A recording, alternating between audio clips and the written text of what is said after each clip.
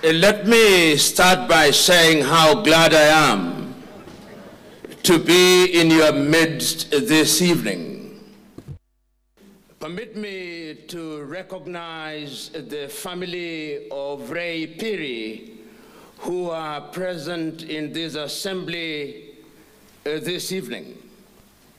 Permit me also to recognize the leadership of the University of Mpumalanga, the administrators, and the students who are present here, and the men and women who have taken their time to be with us on this occasion of the second memorial lecture in honor of Ray Piri, who was a great South African, and I dare say, a great African, and I dare say, a great human being.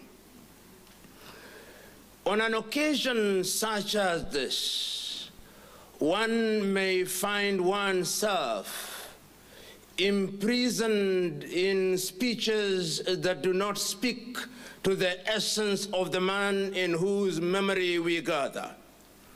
But one may also choose to go down in history and try and understand that man. But one must start from the beginning.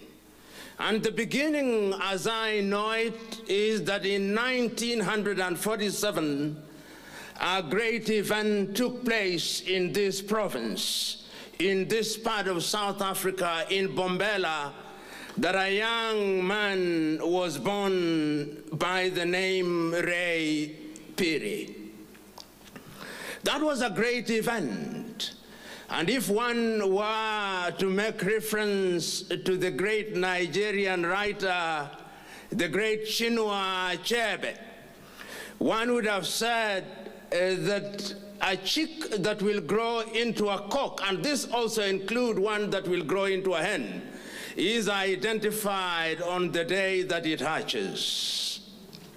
Piri, I am told, even in those formative years, exhibited characteristics which were to be recognized a little later, and his acumen for the arts was evident in his early days. He matured to become a great and celebrated musician. And many of you are aware of the great songs that he wrote and sang. We have already been introduced to the songs that he composed: Fire, Love, and Ecstasy. He sang about mundane yet very deep things. He sang well. And he did not stop there.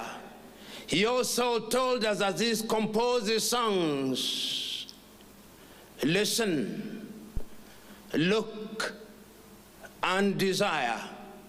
Today we are here listening. Today we are here looking. And today we are here desiring. What we desire, we will talk about later. But we are leaving some of his words. Music is at the very heart of human society. And when I remember Ray Piri and the place of music in human affairs, I'm also reminded of yet another great musician who celebrated the essence of music in man's life. Many of you will remember the great Tanzanian musician Remi Ongala Surambaya, which translated in English means the ugly face. He was not endowed with looks, but when he sang, he celebrated music.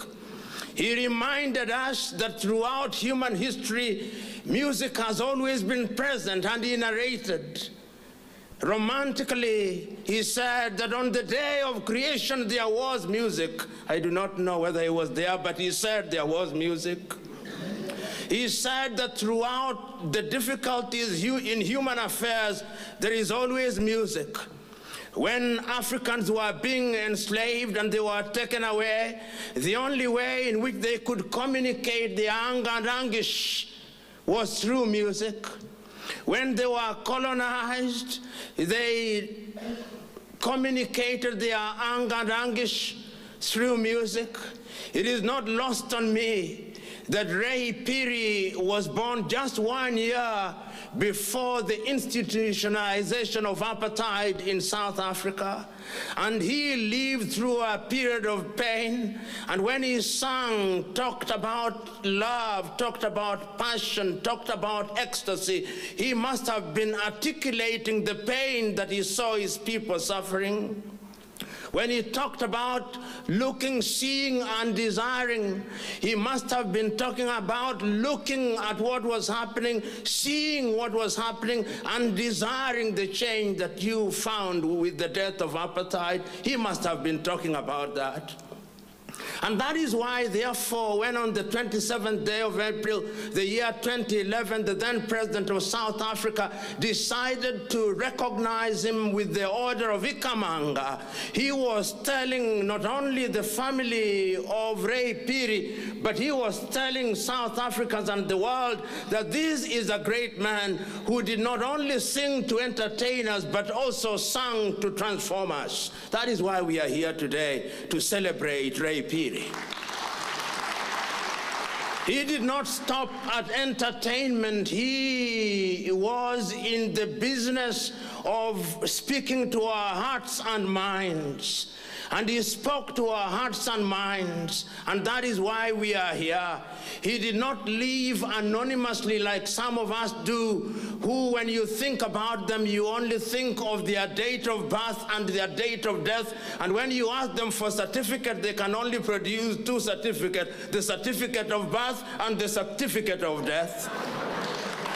Ray Phiri had content between the date of his birth and the date of his death. He did not imprison himself here only in South Africa. He went to different parts of the world and worked together with other musicians in Africa in order to bring about change in South Africa. That is why we are here today to celebrate this great man. We are here today to remind ourselves what it is that he lived for. We are here to give meaning to his life. And when one is called upon to speak in honor of one, we must not only romanticize his past, but we must also ask ourselves what he would have said if he was alive today. What would he have said? And I can think of many songs that Ray Phiri would have sung if he were present here today. One of the songs that he would have sung was in celebration of the emergence of democracy in South Africa. He would have said that my people fought, conquered, and are now free to vote, and they vote. He would have told them. But he would have asked them, what are you voting for? He would have asked. He would have been here singing about poverty and unemployment, and he would have told those who are in government, you have acquired all the instruments that we gave you, but today we are singing, we are asking you to look and to see that the people desire genuine change. Ray Phiri would have said. He would have sung yet another song. He would have said, yes, we live in a continent which is still laboring under pain. And he would have told the South Africans, now that you have fire, now that you have passion, don't be ecstatic for the wrong things. Have fire and passion to build South Africa, that South Africa may be great and you can do it. He would have spoken to them from Durban in KwaZulu-Natal to Cape Town in the Cape of Good Hope. Phiri would have sung today, but he would not have stopped there. He would have visited today in his mental flight and his mind. He would have gone to Johannesburg and told the South Africans and the Africans, why are you fighting yourselves, he would have said. He would have reminded them that as I sit here, it pains me to see black fighting against black, he would have told them that we are children of one God. He would have reminded them. He would have asked them, I want you to have passion for unity. I want you to have love. And he would have said, as I look across Africa, Africa looks to you, South Africa, as a big brother endowed with wealth and mineral. Be the home of refuge for all Africans. He would have told South Africans, you South Africans, receive the Namibians. It is there your cousins. He would have told them, receive the Basotho, receive the Swazi, receive the Angolans, receive the Zimbabweans, receive the Zambians, receive the Angolans, receive the Mozambicans, receive the Tanzanians, that you may work together for a greater Africa. And he would not have stopped there. He would have said, South Africa is large enough for the Congolese, it is large enough for the Equatorial Guineans, it is large enough for Kenyans and Tanzanians and Somalis, and for Djibouti and for Ethiopians. You would have said, South Africans, receive them, because your land is the land of the Cape of Good Hope. You would not have stopped there. You would have said, go look into Nigeria, receive them, receive the Ghanaians, receive the Guineans, receive the Guinea-Bissauans, receive the Beninois, receive the Togolese, receive the Mauritanians, receive the Malians, receive the Cote d'Ivoirians, receive the Liberians, receive the Sierra Leones, receive the Moroccans, receive the Mauritanians, receive the Algerians, receive the Burkinabe, receive the people from Central African Republic, receive the Southern Sudanese, receive the Sudanese, receive the Algerians, receive the Tunisians, receive the Egyptians, receive the Libyans, because you are the land of the good hope. Ray Piri would have said so. But he would not have stopped there. He would have said, don't forget the little island. Receive the Mauritians, receive the Madagascans, receive Sao Tome and Principe, receive Cape Verdeans, receive all these people, because history has demonstrated that those who receive give, and those who receive even more is given unto them. That is what Ray Piri would have reminded us. He would have reminded us that we too have a duty to serve our continent with great passion. Ray Piri would have reminded us that we should do that which is good simply because it is good to be good. He would have reminded us that those who seek never fail to find, but it depends on what you seek. If you seek justice in earnest, you will receive justice. He would have reminded us that revenge is not good, that revenge is food that should never be served to anybody. He would have reminded us. He would have reminded us that we must have purpose to our lives. He would have reminded us that to remain courageous at all times. He would have reminded us that he succumbed to cancer, but he was not humiliated by it. He would have reminded us.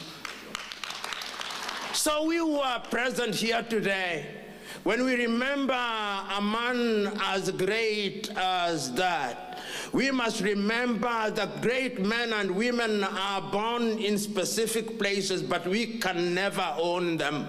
They belong to the entire world. He would have reminded us that when you do good things, you are immortalized. And we who are present here, you must remember the immortal words of Ray Piri when he says, don't dare give up. Don't dare give up. So today, I am present here to exhort each one of us to don't dare give up. We must never give up in our quest for that which is good. To the students who are here at the University of Mpumalanga, don't dare give up in your quest for knowledge that is relevant for South Africa. To the politicians who are present here, don't dare give up in your quest for service to humanity. Don't dare give up. To the religiously inclined who are here, don't dare give up in your quest in winning souls for God. Don't dare give up. To the family of Ray Piri, I'm telling you that great men never die. That is why we say, Ray Piri is dead, long live forgive Ray Phiri. Ray Phiri can never die. That is why we are here to celebrate them. You only cry and weep for people who, between their birth and death, contributed nothing other than being a nuisance to humanity. Ray Phiri was not such a one as that.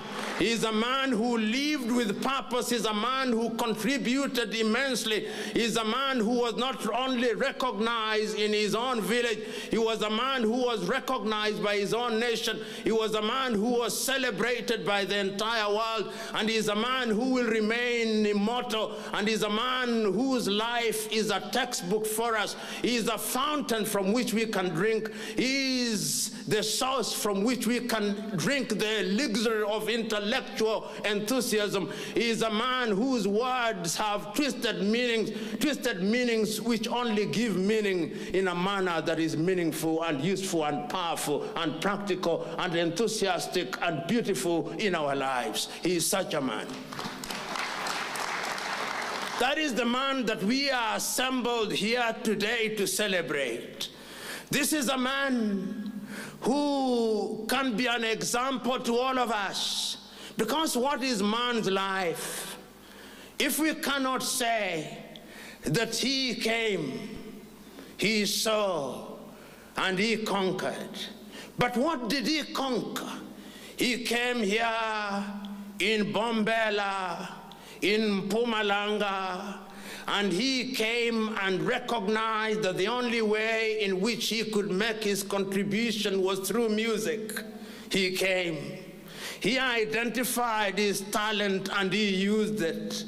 He did not use his talent for mere amusement. He used it for education. And he did not only educate, he transformed. And he did not only transform, he changed. And he did not only change, but he influenced. And he did not only influence, but he immortalized certain ideals. And it is those ideals that we are here celebrating. And we will have those ideals celebrated not only now, but generations yet to be born. We are in a good place this evening. We are in good company this evening. Ray Phiri, wherever you are, up in the heavens with the great men, look and smile at us. Because when we look very carefully, with our minds and heart's eyes, great men like Ray Phiri can be seen. Look and look in. You will see him. Today you can remember the beautiful days before 2017 when he smiled. Remember those beautiful days. Remember 2011 when he majestically stood before President Jacob Zuma and received the order of Ikamanga. Let us remember that day. Let us remember the citation on that day. Before the president stood up and gave him the honor, let us remember, he said that he had been a great influence in music in South Africa, and he was. But he did not stop there. He said that he had been a great agent of social transformation, and he did not stop there. He said he was a great man. We too are repeating those very words, that he was a great man. Between 1947 and July the 12th, 2017, great events took place. A great man lived in our midst. That is the man whom we immortalized. The guitar obeyed him. The trumpet obeyed him. His voice obeyed him. He influenced us. Let us obey his immortal direction to us. We must not dare give up. So today, if we were to compose an anthem for Ray Phiri, we would say, "Oh, Ray Phiri, in your honor, we have fire for that which is good. In your honor, we have passion for that which is good. And in your honor, we are ecstatic for that which is good. We will say, Re Piriore. Today, this evening, we have come here, we have looked, we have listened, and we desire to do that which is good. Oh, Re Piri, we will never give up. May God keep you safe in the heavens till we meet again. God bless you. Okay, thank you. I think I can respond for him for the last one. I told you, you don't just wake up and say, I'm a professor.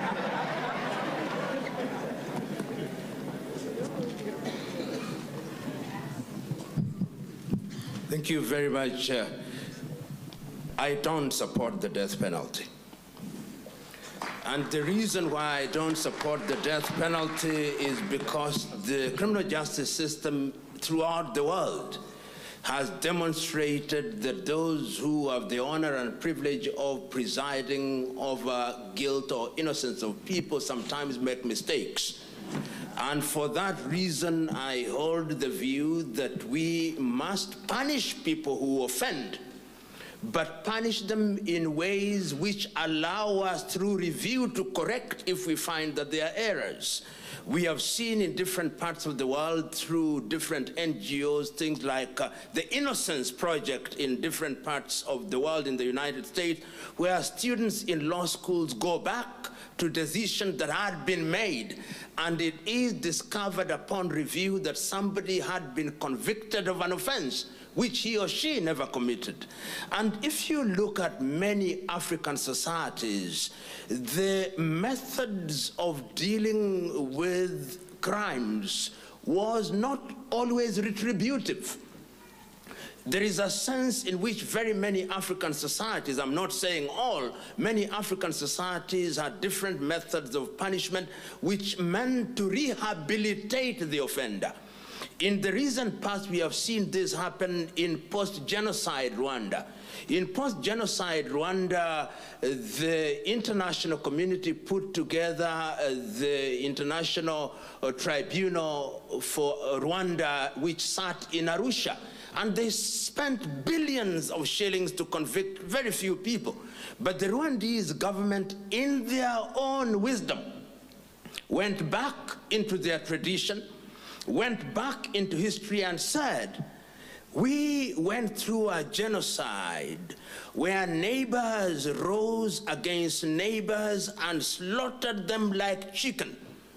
How are we going to take these perpetrators of genocide through a process that will mean we eliminate them? Why don't we have a system where people come and say, I killed your husband, I killed your wife, I killed your child, and I admit that it was wrong, and we go through a process of rehabilitation.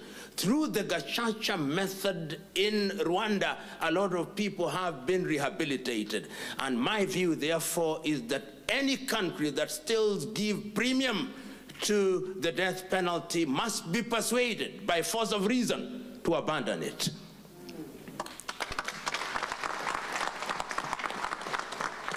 Number two,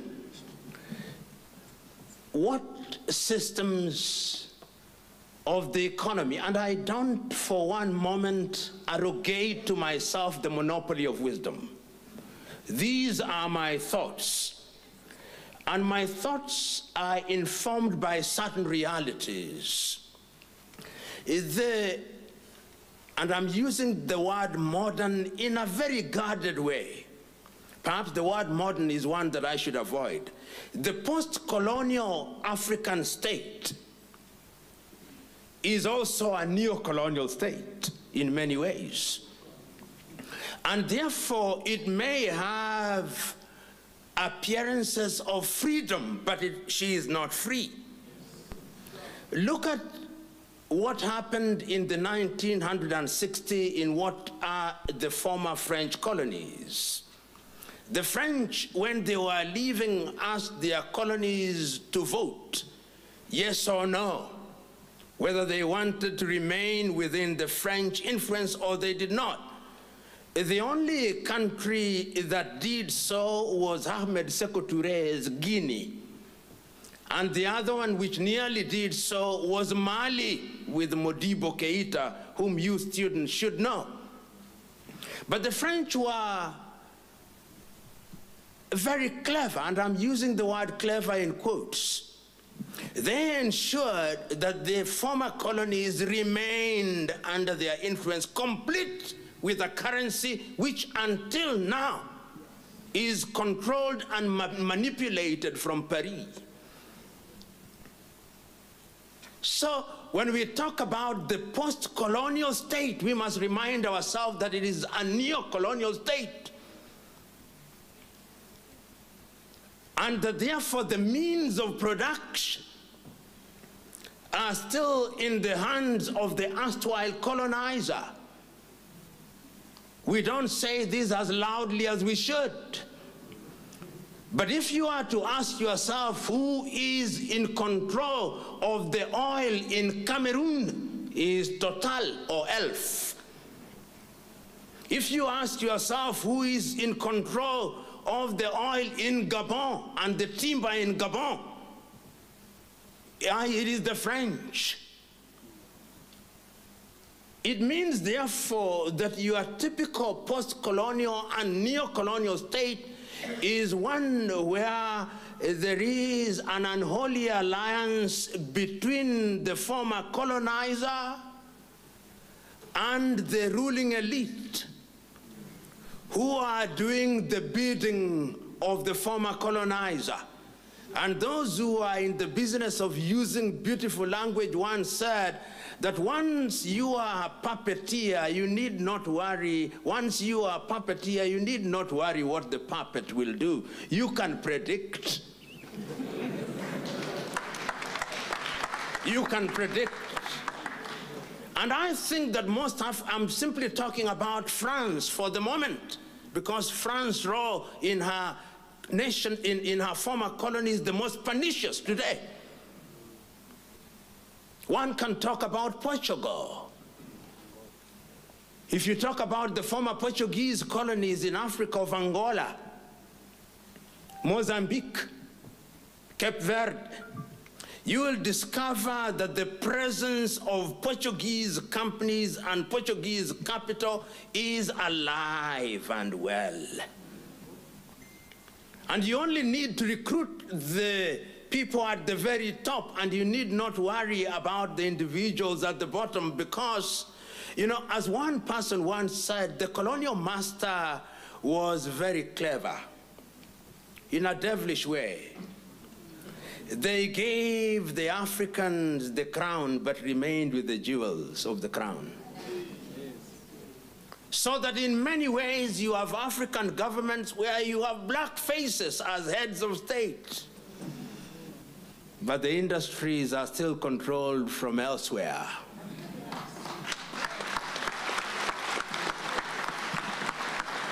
That is the nature of the colonial. But in my own view, we cannot, as Africans, keep on lamenting, because the problem with us Africans also is that we are prisoners of sorrows and lamentation. So we say, oh, God, let's not allow God to enter into these things which we can do ourselves.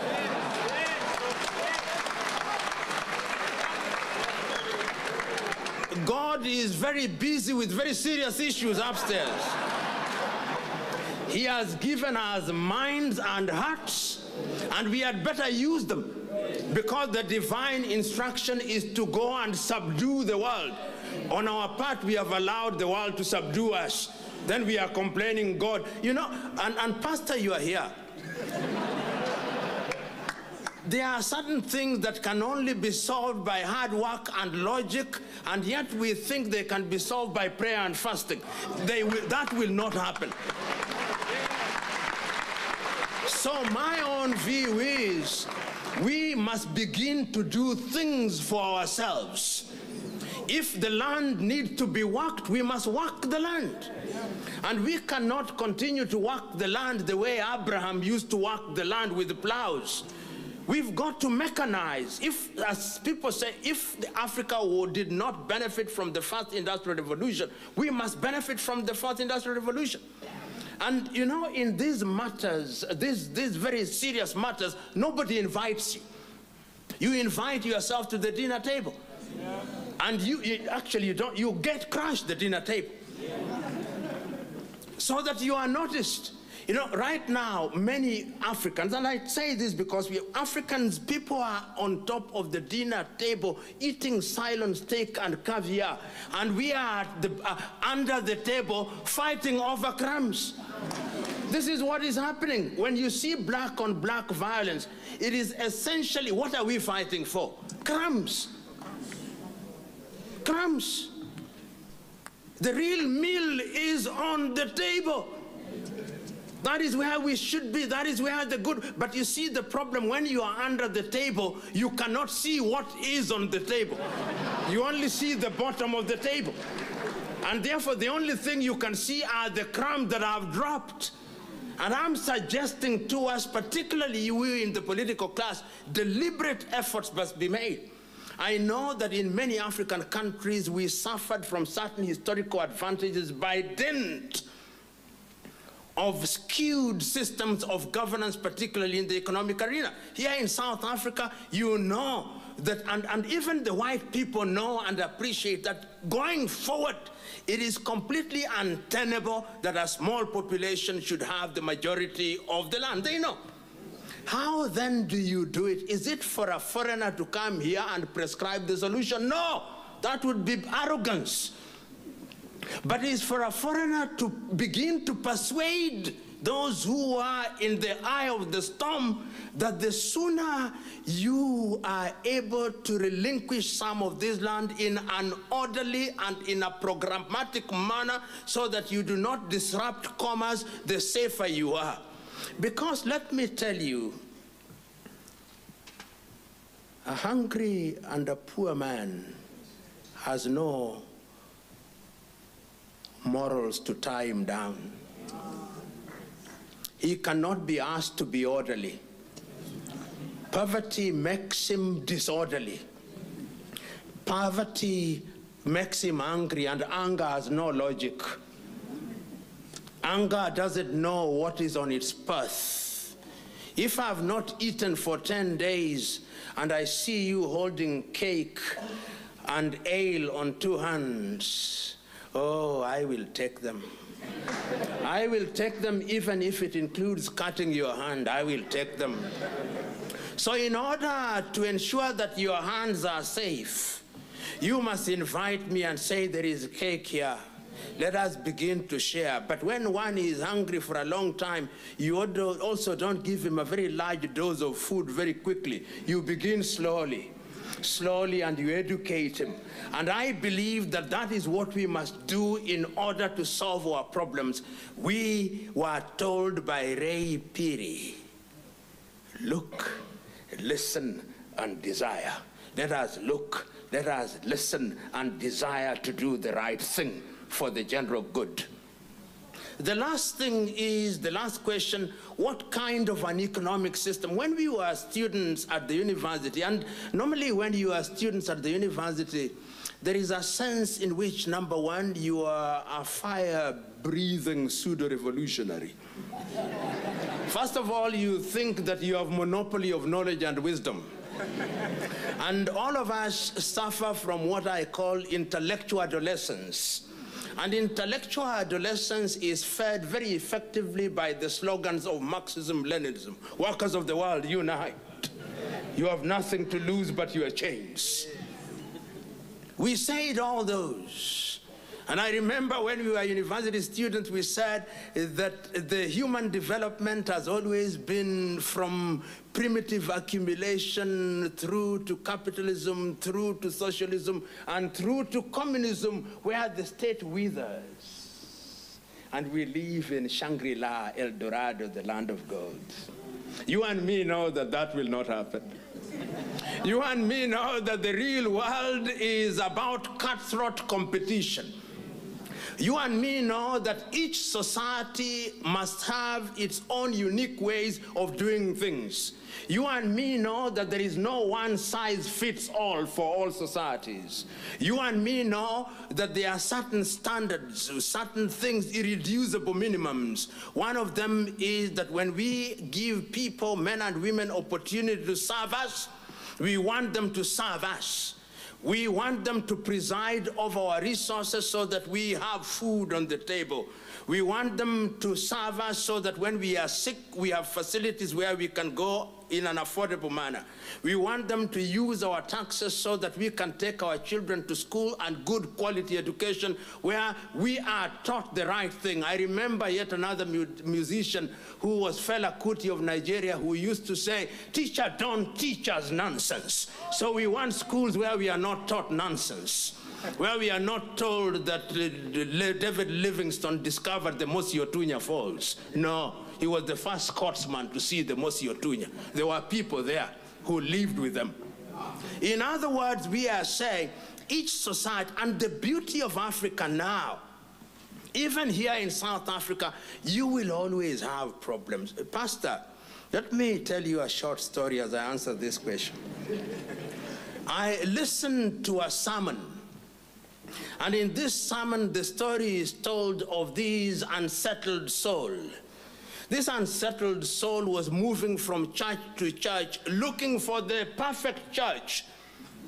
And he went to many churches until he met a pastor who told him, "I'm told you are looking for the perfect church. You can never find it because you yourself are so imperfect that whenever you enter into any church, it becomes imperfect." And the moral of my story is that each society has its own problems, and civilization, in my view, means the ability to work within your society with its strengths and weaknesses is in a manner that is for the general good. Is South Africa moving in that direction? Perhaps not as fast as we want because we are impatient. But we must also remind ourselves that even in an era of perfection, there will always be those who seek to disrupt. The first coup attempt was in heaven. The first coup attempt, it didn't succeed. And the perpetrators of the coup were actually expelled, and they live with us, and they are very strong and dangerous. It's Satan and his host. And I'm using this rather melodramatically for me to demonstrate that if it could happen in the abode of perfection, how much more here? How much more here? But the truth is, be told, it can be done. And I'm saying, therefore, that in many African societies, we are now beginning to realize that capitalism in its classical sense may not be suitable. A friend of mine from Ghana, who is a traditional ruler, has written a book called African Tradition in Good Governance, the Ghanaian Paradigm, Professor Nana Kobinan-Kessie at the University of Cape Coast. And he's trying to say that African societies must now begin to understand how you deal with traditional governance systems in the face of what are current. I don't want to call them modern, but a mix of Western and current practices. How do you deal with them? South Africa has tried to deal with them with the kingdoms. Do you accommodate the kingdoms because they are value? People respect them. You go to Ghana, you find that they are kingdoms. You go to Nigeria, you find they are kingdoms. And they fit within that arena. But the most important thing, history has demonstrated this time and time again. Many people don't want all the things that we desire. Many people are not interested in Bugatti car. No, they are not. Many people are not interested in curved television, which you of the middle class are humored by. No. Many people don't want to go on holiday to Waikiki Beach in Honolulu. No. Many people just want good food on the table, not meat on a daily basis, not vegetables on a daily basis, a balanced diet. Many people don't want mansions. Many people just need decent housing. Many people just want good roads. Many people just want some change in their pocket so that they can live decently. And I think the countries that have got it right in this regard are the Scandinavian countries. Largely, I'm not saying they are perfect, but look at Norway. Their sovereign fund, as I speak now, is $1 trillion. In other words, notionally, every Norwegian child that is born and will be born in the next 10 years, even those whose parents have not gotten married, notionally, they have in their bank account something in excess of $100,000. Even those who have not been born. That is how you use your resources. But in many African countries, even those whose parents have not been born are in debt.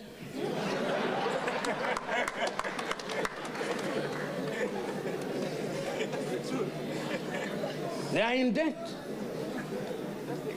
Because our current leaders borrow for this generation and generation yet to be born.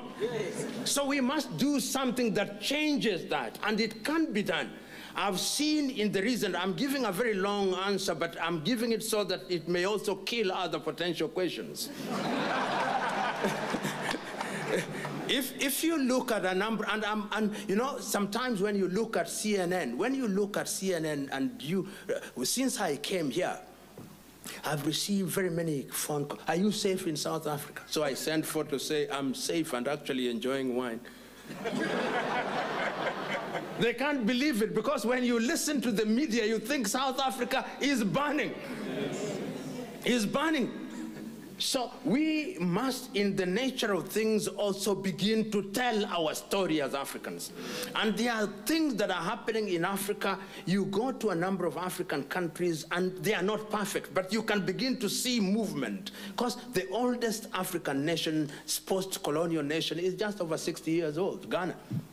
And remember, we are doing this in the midst of a system that also wants to pull Africa down. You go to countries such as Ethiopia, they have their own problem, but you can begin to see efforts in some direction to address their problems. You go to Tanzania, you will see people saying dictatorship and other things, but you can begin to see efforts. You go to a country such as Rwanda, and you can begin to see some efforts in some direction. You go to countries such as Mauritius, you can begin to see some effort. Every African country is trying to do something. There are others, of course, which have greater problems than others. But I think Africa must now begin to tell our story. I was very happy about a few months ago when West African countries met. I think it was it in Monrovia in Liberia, but one of the African countries, and they say by next year, they are going to use one currency. The ECO. That is a good thing. As I speak today, Africa has 33 currencies. 33 currencies. So when I move out of here with my rand, I go to Mozambique, 120 kilometers away, Metico. I carry my Metico, I move another 200 kilometers, I go to Zimbabwe, which has yet to decide whether it is RTGS or the bond. But I find myself in such a situation. I carry my RTGS from Zimbabwe, I move to Zambia, another 1-hour flight, Kwacha. I move from Lusaka and I move to another Kwanza.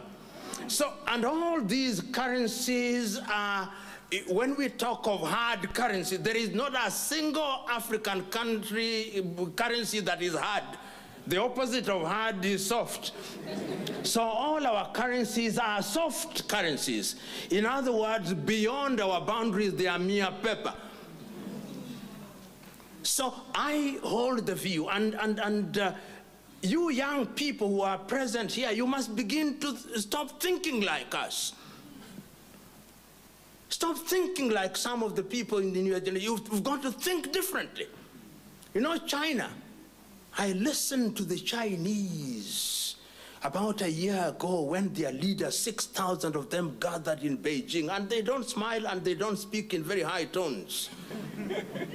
And they were thinking about how China is going to relate to the world 100 years from thence. 100 years. Some of you read the Bible a little bit too literally. That Christ said that even birds of the air do not farm, but they have food, that even the lilies of the fields do not do anything and they have clothes. That is not what Christ meant.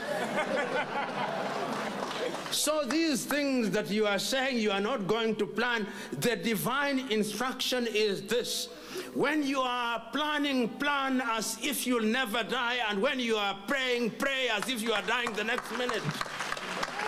That is the way. That is why the Bible says that you must keep for your up to the 4th generation. So my own view, you young people, they are saying, think outside of the box. I'm saying, think without the box. Yes. Because the box then becomes a point of reference. Eliminate the box, think without it.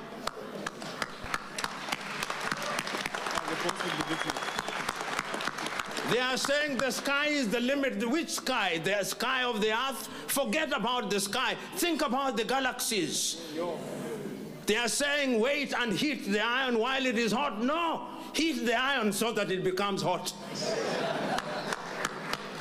In other words, I hold the view.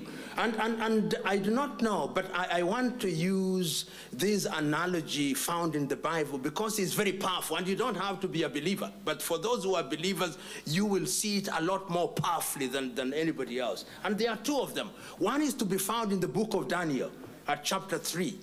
And in the book of Daniel at chapter 3, there are 3 young men, Hananiah, Azariah, and Mishael, who are named Shadrach, Meshach, and Abednego.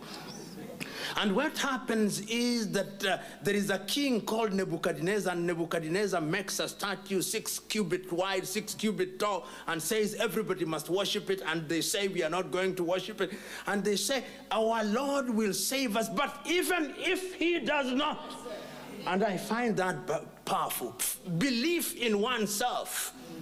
Belief in oneself. Sometimes we don't believe in ourselves and in our abilities. You know, these Chinese are very, I don't know whether you see them when they come. I saw very many of them yesterday at OR Tambo. They know what, even when they are walking, you know they know what they are looking for.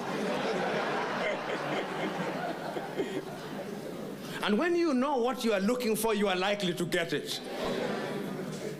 So let us learn from other civilizations. And we don't pick their weaknesses, but pick their strengths.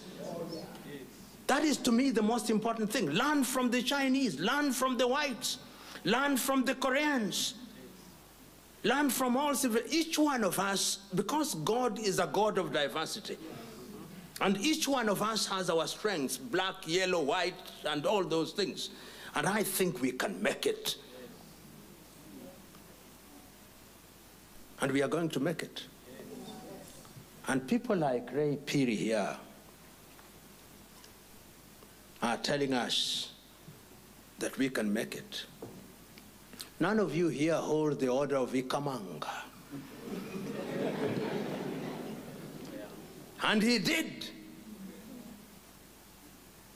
There is a great, and this is what I conclude with, a great African whom you must all know. If you did not know him, go and Google about him. He was from Guinea-Bissau. He was called Amilcar Cabral. When he was fighting in the bushes, his name is Nom de Guerre.